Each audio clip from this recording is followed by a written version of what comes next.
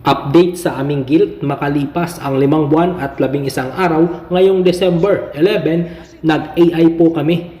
I-update ko po sa inyo sa hiwalay na video kung magkano po ba ang aming nagastos rito mula nung binili namin ang biik na ito hanggang ngayon sa 5 buwan at 11 araw bago magpa-AI. Pero sa video po na ito, i-update ko lang po sa inyo na nag-AI na po kami sa aming guild na ito. Ito na po ang aming SAW number 2. At ang SAW number 1 po namin, possible na mga anak po ngayong December 18, December 19, or sa December 20. Pang third parity na po ng aming SAW number 1 ngayon kapag nanganak. Hopefully po na maganda po ang kanyang iaanak dahil mas malaki po ang kanyang pagbubuntis ngayon kumpara dun sa second at saka first parity nito. At i-update ko po sa inyo sa next na video dahil sobrang busy lang po talaga ako ngayon.